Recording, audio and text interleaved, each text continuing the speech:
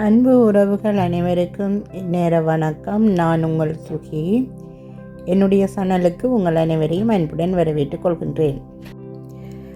நான் இப்போ முள்ளங்கி கிழங்கு தான் எடுத்திருக்கிறேன். இந்த முள்ளங்கி கிழங்கு இரத்த சர்க்கரை நோய் உள்ளவர்களுக்கு மிகவும் சிறந்த ஒரு உணவு.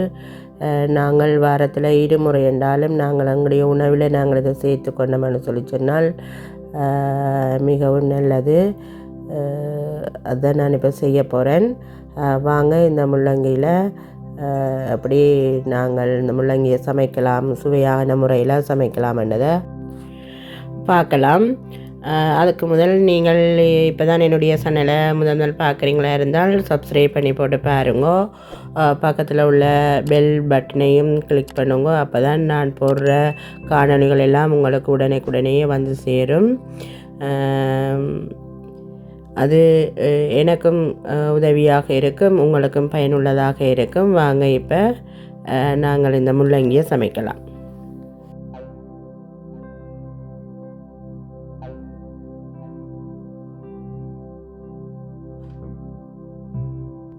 நான் இப்போ சட்டி கொண்டு அடுப்பில் வச்சு ஒரு மேசக்கரண்டி எண்ணெய் சேர்த்துக்கொள்கிறேன்.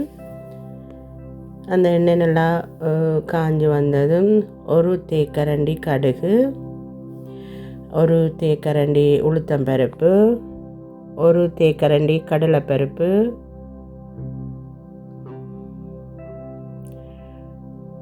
மூண்டையும் நல்லா பொன்னிறமாக பொரிஞ்சு வரும் வரைக்கும் கலந்து விட்டுக்கொள்கிறேன்.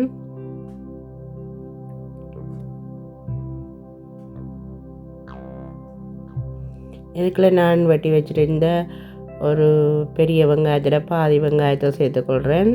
3 பச்சை மிளகாய் சேர்த்துக்கொள்கிறேன். அதையும் சேர்த்து கலந்து விடுவோம்.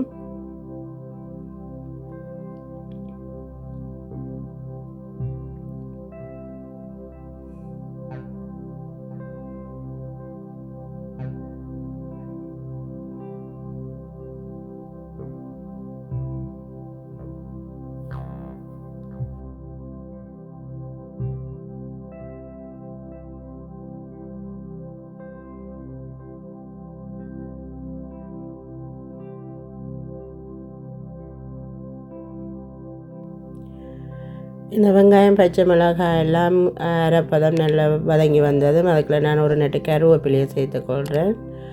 அதோட ஒரு தேக்கரண்டி பெருஞ்சீரகம், ஒரு தேக்கரண்டி நெற்சீரகம், இது மூண்டையும் அதோட சேர்த்து நல்லா பொன்னிறமாக வரும் வரைக்கும் வதக்கிக்கொள்கிறேன். ஒரு அரை தேக்கரண்டி உப்பு, அரை தேக்கரண்டி மஞ்சத்தூள், இதையும் சேர்த்து நல்லா கலந்து விட்டுக்கொள்கிறேன்.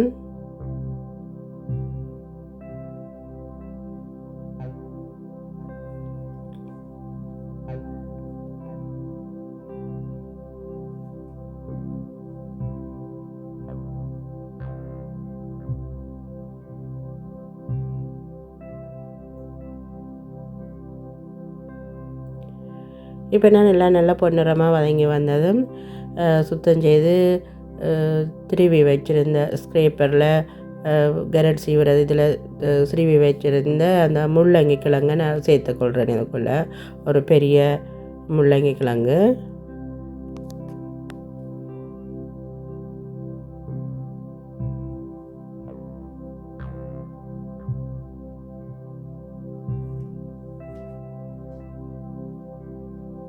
நல்ல வடிவாக கலந்து விட்டுக்கொள்ளுவோம். நாங்கள் தாளித்த வெங்காயம் மிளகாய் அந்த கலவையோடு இது நல்லா சேர்கிற வரைக்கும் நல்லா கலந்து விட்டுட்டு மூடி அவிய விடுறேன். அந்த நீர் ஆவியிலேயே, அதுக்கு நான் தண்ணி எதுவும் சேர்க்கலாம், அந்த நீர் ஆவியிலேயே அவியக்கூடிய மாதிரி மூடி திறந்து நாங்கள் இடைக்கிட கிளறி விடுவோம். என்னென்னு சொன்னால் அடி பிடிச்சிடும். இப்போ நாங்கள் இடைக்கிட பார்த்து மூடி அவிய விடுவோம்.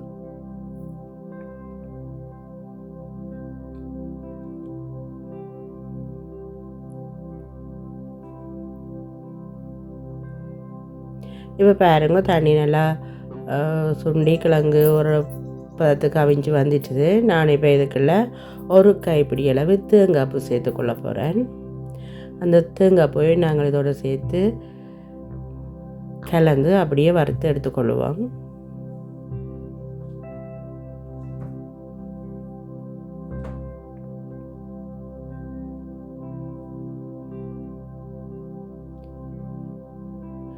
கிழங்கு தேங்காய் பூவில் உள்ள அந்த நீர்த்தன்மை கொஞ்சம் குறையும் வரைக்கும் நாங்கள் இதை வரையாக வறுத்து எடுத்துக்கொள்வோம்.